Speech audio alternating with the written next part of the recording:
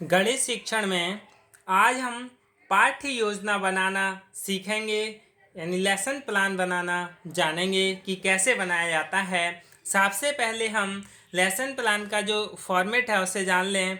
यानी ये सभी का लेसन प्लान का फॉर्मेट अलग अलग होता है। सबसे पहले लेसन प्लान नंबर, फिर डेट और फिर सब्जेक्ट लिख लिया जाता है, और क्लास, सेक्शन और फिर पीरियड यानी जो कालांश है, ड्यूरेशन यानी अवधि 35 मिनट्स, फुल लेसन प्लान है ये तो 35 मिनट्स, और स्कूल नेम यानी जहाँ पढ़ा रहे होते हैं वहाँ का नेम, फिर उपविषय और प्रकरण। उपविषय यानी बीजगणित और विषय क्या था हमारा, गणित। तो गणित विषय में उपविषय क्या है, बीजगणित, और इसमें प्रकरण पढ़ाना है हमें वर्ग समीकरण। तो वर्ग समीकरण पढ़ाने के लिए हमें सबसे पहले कुछ उद्देश्य हैं उन्हें निर्धारित कर लेते हैं, यानी सामान्य उद्देश्य और विशिष्ट उद्देश्य। सामान्य उद्देश्य तो प्रत्येक पाठ्य योजना के लिए सेम यानी एक जैसे होते हैं, और स्पेसिफिक ऑब्जेक्टिव यानी विशिष्ट उद्देश्य प्रत्येक पाठ्य योजना के लिए अलग अलग होते हैं। तो सबसे पहले हम सामान्य उद्देश्यों के बारे में जान लें कि सामान्य उद्देश्य कौन कौन से हैं।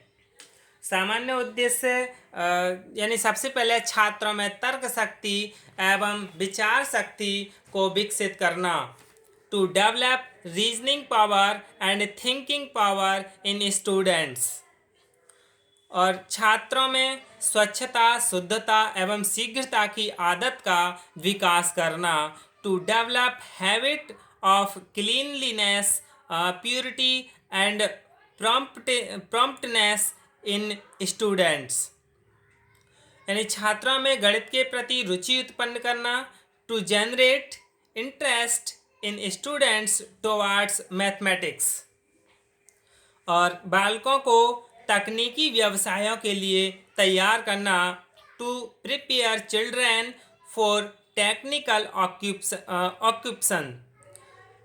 ये तो क्या है, हमारे सामान्य उद्देश्य हैं, और सामान्य उद्देश्य सभी के लिए समान होते हैं, और यही सामान्य उद्देश्य प्रत्येक पाठ्य योजना में चलते रहते हैं।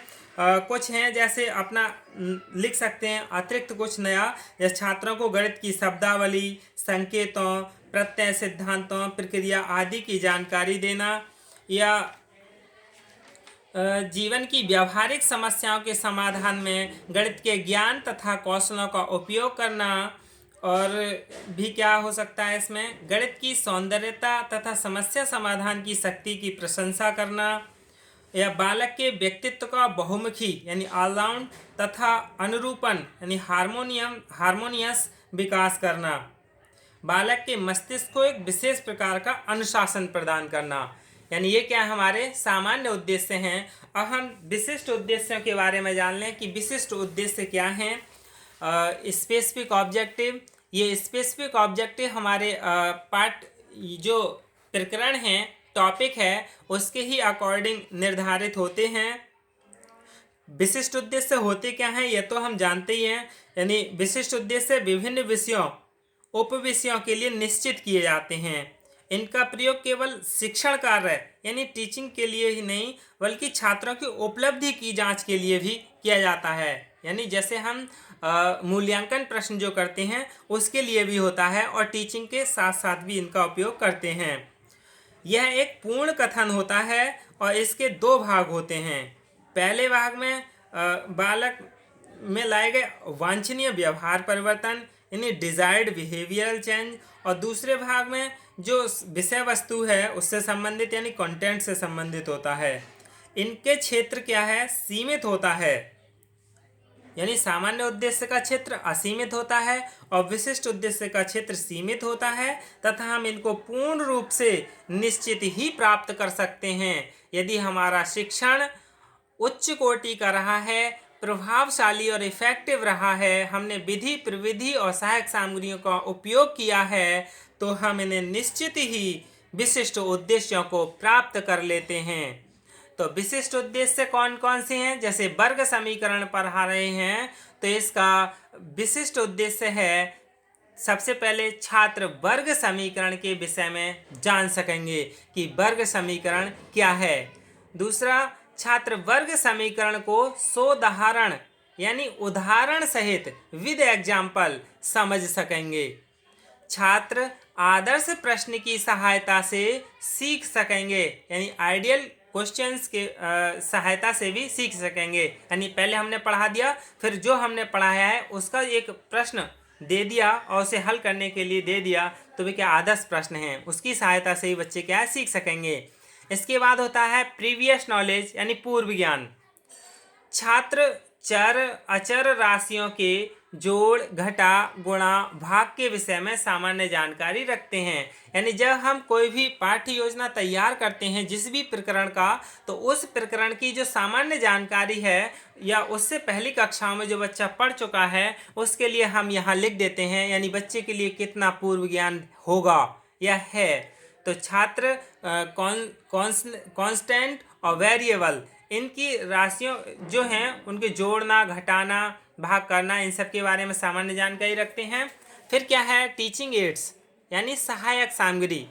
शिक्षण सहायक सामग्री में जिन जिन चीज़ों को हम लेके आते हैं पढ़ाने के लिए, जिस चीज़ की आवश्यकता होती है अधिगम को प्रभावशाली बनाने के लिए, शिक्षण को प्रभावशाली बनाने के लिए, अधिगम को स्थायी बनाने के लिए, तो वो क्या है शिक्षण सहायक सामग्री। जैसे चौक, डस्टर, पॉइंटर, लपेट सैंपट, इन चीज़ की ही इसमें आवश्यकता होगी वर्ग समीकरण में। अब हम वर्ग समीकरण में जो एनसीईआरटी का फॉर्मेट है, इसमें 6 कॉलम दिए हुए हैं। सबसे पहला है शिक्षण बिंदु, दूसरा है अनुदेशनात्मक उद्देश्य यानी विशिष्टीकरण के साथ विद स्पेसिफिक, और फिर तीसरा है छात्राध्यापक क्रियाएं, और चौथा है छात्र क्रियाएं, और पांचवा है विधि, प्रविधि एवं सहायक सामग्री, और फिर लास्ट है छठा मूल्यांकन। यानी ये क्या है 6 कॉलम हैं और लास्ट वाला है वो आउटपुट है, और बीच के जो 4 हैं वो क्या हैं प्रोसेस हैं, यानी प्रक्रिया चलती है, और जो शुरू के 2 हैं 3 हैं वो क्या हैं आउटपुट हैं, यानी इनपुट हैं, जिनमें हम यानी जो भी हैं प्रश्न करते हैं वो क्या हैं इनपुट हैं। तो सबसे पहले हम प्रस्तावना कौशल के लिए जानेंगे, और उसके बाद इनके शिक्षण बिंदुओं के बारे में जानेंगे कि वर्ग समीकरण में कितने शिक्षण बिंदु बनाए जा सकते हैं, यानी टीचिंग पॉइंट्स बनाए जा सकते हैं, और टीचिंग पॉइंट्स कैसे बनाए जाएं ये सब हम नेक्स्ट जानेंगे।